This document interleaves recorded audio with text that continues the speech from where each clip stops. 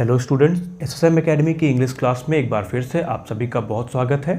आज के इस वीडियो पे हम कक्षा 12 के पोइट्री के second chapter the true beauty का हिंदी अनुवाद करने जा रहे हैं। आज के अपने इस वीडियो में हम ट्रू ब्यूटी से रिलेटेड सारी ज़रूरी बातों को डिस्कस करेंगे और आपके डाउट्स को भी क्लियर करेंगे। और वीडियो के अंत में एक इम्पॉर्टेंट इन्फॉर्मेशन है, तो उसे स्किप मत करिएगा, बने रहिए वीडियो के अंत तक। फिलहाल आइए देखते हैं इस चैप्टर को। He that loves a rosy cheek और a coral lip admires।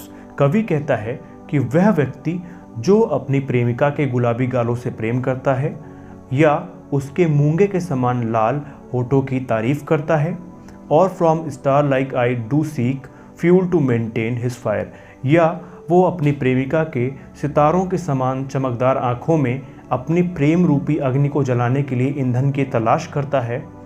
As old time makes this decay, तो बीतते समय के साथ उसकी ये जो प्रेम अग्नि है वो भी ठंडी हो जाएगी। चलिए एक बार फिर से देखते हैं। ही दैट लव्स अ रोजी चिक और अ कोरल रिप एडमायर्स, वह व्यक्ति जो अपनी प्रेमिका के गुलाबी गालों से प्रेम करता है और उसके मूंगे के समान लाल होठों की तारीफ करता है, और from star like eyes do seek fuel to maintain his fire, और उसके सितारों के समान चमकदार आँखों में अपनी प्रेम रूपी अग्नि को जलाने के लिए ईंधन की तलाश करता है।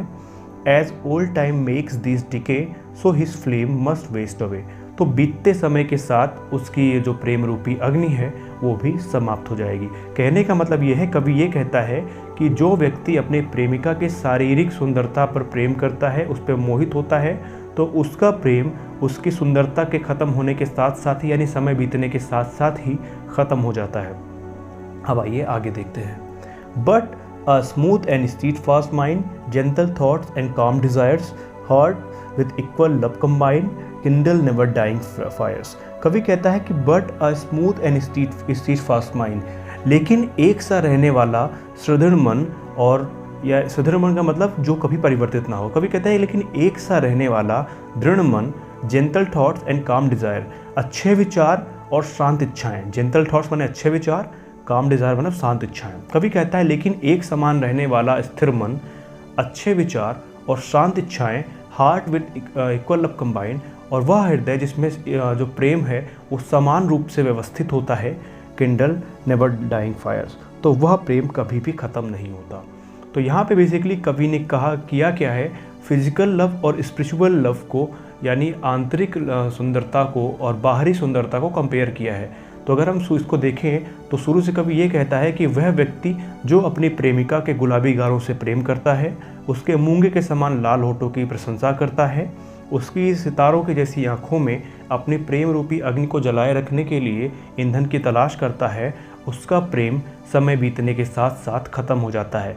But a smooth and steadfast mind, लेकिन एक शांत और सुदृढ़ मन, जेंटल थॉट्स अच्छे विचार और शांत इच्छाएं, और वह हृदय जिसमें प्रेम समान रूप से व्यवस्थित होता है, वो प्यार कभी ख़त्म नहीं होता, यानी वह प्रेम कभी भी ख़त्म नहीं होता। Where these are not I despise lovely cheeks और लिप्स और आइज। कभी कहता है जहाँ पे यह गुण नहीं है, यानी जहाँ पे ये चीज़ें नहीं हैं, वहाँ पर मैं सुंदर गालों की, होठों की और सुंदर आँखों की से घृणा करता हूँ। तो आइए एक बार इसका फिर से इसकी सारांश देख लेते हैं, हिंदी अनुवाद। कवि कहता है कि वह व्यक्ति जो अपनी प्रेमिका के गुलाबी गालों से और मूंगे के समान लाल होठों से प्रेम करता है, उसकी प्रशंसा करता है, और उसकी सितारों की समान चमकदार आँखों में अपने प्रेम रूपी अग्नि को जलाए रखने के लिए ईंधन की तलाश करता है, उसका प्रेम समय बीतने के साथ साथ खत्म हो जाता है। लेकिन वह व्यक्ति जिसका मन स्थिर है, विचार अच्छे हैं, इच्छाएं शांत हैं, और उसके हृदय में एक समान प्रेम उपस्थित होता है, उसकी प्रेम रूपी अग्नि कभी भी ख़त्म नहीं होती। और जहाँ पर ये सारे गुण नहीं हैं, वहाँ पर मैं सुंदर गालों की, होठों की और आँखों की घृणा करता हूँ। तो बेसिकली अगर हम इस चैप्टर की समरी की बात करें तो in this poem poet just differentiated between the physical charm and spiritual charm. So poet wants to tell us that physical beauty decades with the passage of time but spiritual beauty remains same. कहने का मतलब ये है कि कवि ने इस chapter में ये कहा है कि जो शारीरिक सुंदरता है वो समय के साथ साथ ख़त्म हो जाती है, लेकिन जो आंतरिक सुंदरता है वो कभी भी ख़त्म नहीं होती। और इस चैप्टर में कवि ने हमें यही समझाने की कोशिश की है। तो आई होप इस हिंदी ट्रांसलेशन में आपको काफ़ी मदद मिली होगी। हम अपने आने वाले वीडियोज़ में आपको बताएंगे कि कैसे आप बिना किसी चीज़ को रटे आप उनका सेंट्रल आइडिया लिख सकते हैं या इससे संबंधित एक्सरसाइजेस कर सकते हैं। So there is important information for those students जिनके स्कूल में ऑनलाइन क्लासेस की सुविधा नहीं है, उन्हें हम बता दें कि आपको इस चैनल पर लगभग सारे चैप्टर का डिटेल जो स्टडी मटेरियल है वो मिल जाएगा, तो आपको कहीं जाने की ज़रूरत नहीं है।